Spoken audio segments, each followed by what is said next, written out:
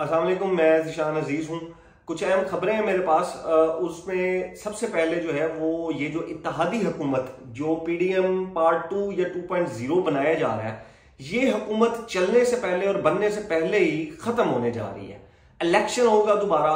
और ये एक्चुअली खबर है क्या, ये मैं आपको आईएमएफ की एक मेरे पास खबर है बड़ी, और उसके बाद मैं आपको इस खबर के बारे में भी बताता हूँ। जो पाकिस्तान तहरीक इंसाफ के रहनुमा है बैरिस्टर अली जफर साहब, उन्होंने आज ये कहा है कि इमरान खान साहब आईएमएफ समेत जो कुछ बैनुल अक़वामी इंटरनेशनल इदारे हैं उनको खतूत लिखेंगे। अब इन खतूत में इमरान खान साहब उनको क्या कहेंगे? इमरान खान साहब उनको अपनी रिहाई के लिए कहेंगे? नहीं जी। इमरान खान साहब इन बैनुल अक़वामी इदारों को ये लिखेंगे कि पाकिस्तानी अवाम ने जो मैंडेट दिया, जो पीटीआई को उन्होंने मैंडेट दिया, वो किस तरह धांधली और झरलू फेर कर चोरी किया गया और उस मैंडेट को तब्दील किया गया। आप उसकी इंक्वायरी करवाएं और ऑडिट करवाएं। अब पाकिस्तान जो है वो आईएमएफ के कर्जे के बगैर चल नहीं पा रहा है और चल नहीं सकता है। 75 साल से हम कर्जे लेते आ रहे हैं। गो के हम सुनते हैं कि हमारे पास मादनी वसाइल है, हमारे पास फलां वसाइल है, हमारे पास ये चीज है, हमारे पास वो चीज है, लेकिन 75 साल से हम कर्जों के ऊपर चलते आ रहे हैं और हर हुकूमत आती है वो कर्जे ही लेकर हमें फीड करती है और हमें चलाती है। अब इमरान खान साहब जब आईएमएफ को ये खत लिखेंगे, उसमें वो बोलेंगे कि जी ऑडिट कराए जाए उन हलकों के जिन हलकों में हमें ये यकीन है कि इन हलकों में धांधली करके पीटीआई को जो है वो हरवाया गया है, तो आप इसके ऊपर ऑडिट करवाएं और इसके ऊपर इंक्वायरी हो और इसमें जो जुडिशरी है वो भी इसके अंदर इन्वॉल्व हो, आप लोग भी इसके अंदर इन्वॉल्व हो और इसका फैसला करें कि अवाम का मैंडेट क्यों चुराया गया है। अब मैं आपको मैं आपको एक और चीज थोड़ा सा बैकग्राउंड का बता दूं कि एक जो आईएमएफ जो है वो जब उसने पिछला हमारा $3 अरब का जो हमारा मुआहिदा तय पाया था, तो आईएमएफ की जो टीम थी वो इमरान खान साहब से मिलने ज़मान पार्क आई थी। ये ज़मान पार्क वो वक्त था जिस वक्त इमरान खान पीटीआई इमरान खान के ऊपर एक टेरिबल किस्म का जो क्रैकडाउन है वो किया जा रहा था। 7 जुलाई 2023 की बात है। जो आईएमएफ का वक्त था वो उन्होंने मुलाकात की थी, शाहमूद कुरैशी साहब भी थे वहां पे और पिक्चर भी जारी की थी। इमरान खान साहब ने उस वक्त की जो हुकूमत थी उसके लिए ये बेल आउट पैकेज जो है वो इसकी उन्होंने सपोर्ट किया था। उन्होंने कहा था कि अगर इसकी सपोर्ट अभी ना की गई तो मुल्क जो है वो डिफॉल्ट हो जाएगा, तो इसकी अभी मैं सपोर्ट करता हूं नेक्स्ट गवर्नमेंट आने तक। अब वो जो नेक्स्ट गवर्नमेंट थी वो 2023 में जाहिर सी बात इलेक्शन से बननी थी, लेकिन वो इलेक्शन नहीं हुए। वो इलेक्शन 2024 में जाकर हुए और 2024 में जो हुकूमत बनने जा रही है वो भी सबके सामने इमरान खान साहब कहते हैं कि ये धांधली करके हमें हरवाया गया और ये पीडीएम तो पार्ट 2 बन रही है। अब जब आईएमएफ जब इमरान खान साहब के ऊपर वर्स्ट पूरा क्रैकडाउन जारी था, उन इमरान खान साहब को कैद किया हुआ था ज़मान पार्क के अंदर।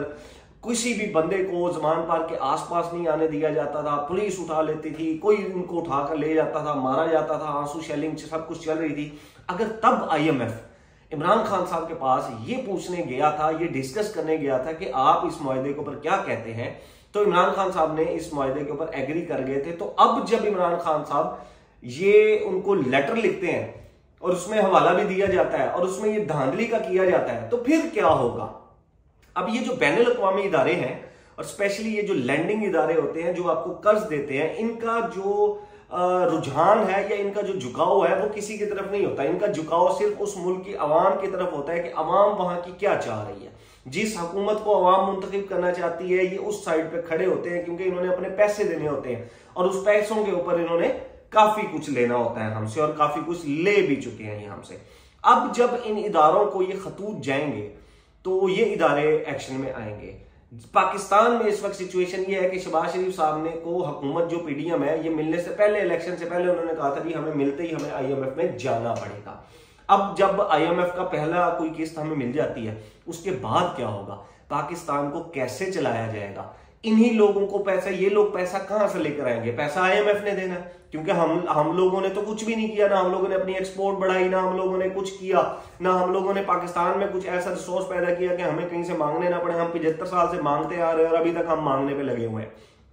अब जब पैसा नहीं मिलता तो ये तो सिचुएशन खराब हो जाएगी हमारे लिए। तो पाकिस्तान को कैसे चलाया जाएगा? पाकिस्तान को फिर ऐसे ही चलाया जाएगा कि अब इंटरनेशनल इदारे प्रेशर देंगे। जब प्रेशर होगा तो इमरान खान साहब को, पीटीआई को, यह लगता है कि जो सीटें उनसे छीनी गई उन सीटों के ऊपर ऑडिट करके उनको वो सीटें वापस दी जाएंगी और वो सीटें वापस मिलने के बाद वो अपनी 2/3 के साथ हुकूमत बनाएंगे। अगर ये नहीं होता है तो दूसरी सिचुएशन क्या होगी, वो मेरी पहली खबर है जो मैंने आपको कहा था कि ये हुकूमत चलने से पहले टूट चुकी है। उमर दराज गोंदल साहब हैं जी, ये सीनियर रिपोर्टर हैं। इन्होंने एक ट्वीट किया ख्वाजा आसिफ साहब के हवाले से। वो ये कहते हैं कि ये मौजूदा इत्तेहाद रिस्क है और मिड टर्म इलेक्शन की तरफ जा सकते हैं। ख्वाजा आसिफ साहब की ABN न्यूज पर गुफ्तगू, PMLN के सीनियर रहनुमा है। ये बात मैंने आपको 4 दिन पहले भी अपने व्लॉग में बताई थी कि होगा क्या, क्योंकि इमरान खान साहब को हुकूमत देनी पड़ेगी। अब हुकूमत वो क्यों देनी पड़ेगी, देखें अवाम ने मैंडेट दिया और ये बड़ा क्लियर मैंडेट था कि वो PTI को दोबारा हुकूमत में देखना चाहते थे। वो इमरान खान को मैंडेट उन्होंने दिया। अब जो मैंडेट अगर उनसे मुबैना धांधली से ले लिया गया है तो अवाम नहीं मानेगी, इंटरनेशनल इदारे नहीं मानेंगे, तो होगा क्या। 1 साल या कुछ महीने के लिए ये जो इत्तेहाद बन रहा है, इस इत्तेहाद की फेस सेविंग के लिए थोड़ा अरसा इसको चलने दिया जाएगा। अब ये थोड़ा अरसा चलेगा, हो सकता है इसके अंदर उस अरसे के बाद पीपल्स पार्टी साइड पर हो जाए, पीपल्स पार्टी को रोला डाल दे और ये हुकूमत गिर जाए, या फिर हो सकता है कि PTI को ऐसा बड़ा सरप्राइज दे दे, को रेजिग्नेशन दे दे। हो सकता है PTI जो है वो एकदम से अपोजिशन ज्वाइन करके कुछ महीनों के बाद एकदम से सब जगह से निकल जाए। उस वक्त तक इंटरनेशनल इदारों का प्रेशर भी बन चुका होगा और या तो फिर धांधली की जो सीटें ली गई थी वो वापस कर देंगी वापस कर दी जाएंगी इमरान खान साहब को, या फिर दोबारा इलेक्शन में जाया जाएगा और दोबारा इलेक्शन में दोबारा मैंडेट लिया जाएगा। इस सिचुएशन में जो नजर आ रहा है वो यही नजर आ रहा है कि मैंडेट फिर इमरान खान साहब को मिलेगा, तो उनको हुकूमत देनी पड़ेगी इमरान खान साहब को।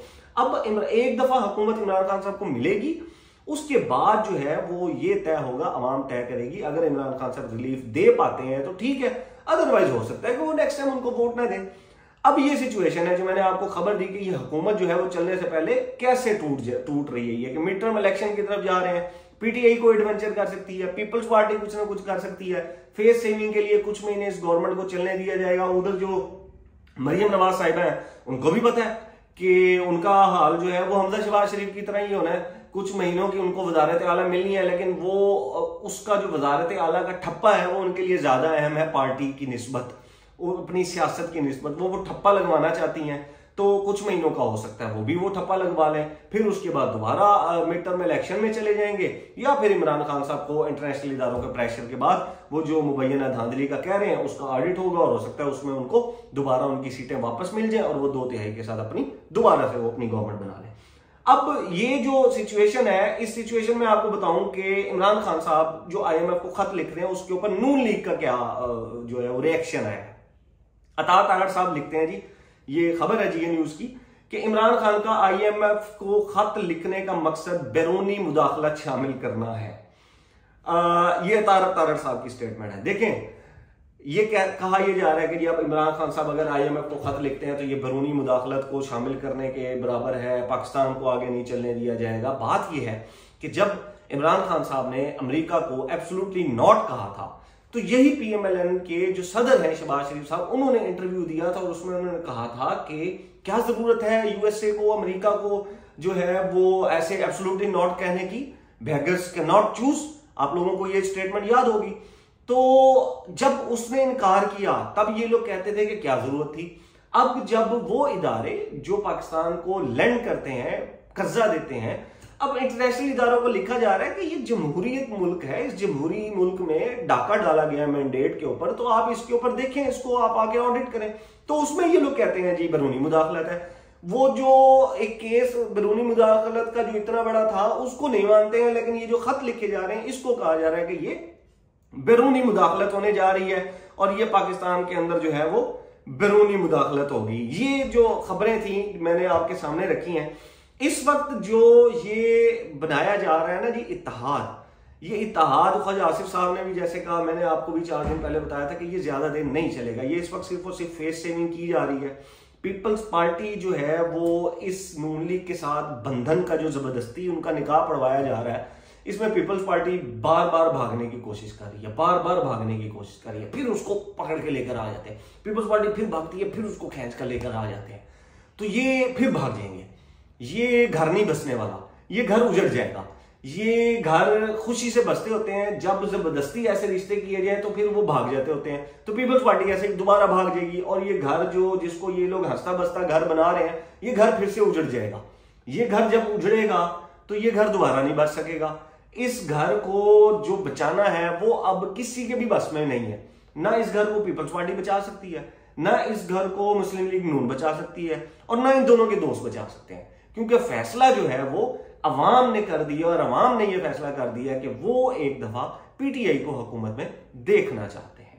अपना और अपने घर वालों का ख्याल रखिएगा। अल्लाह हाफिज।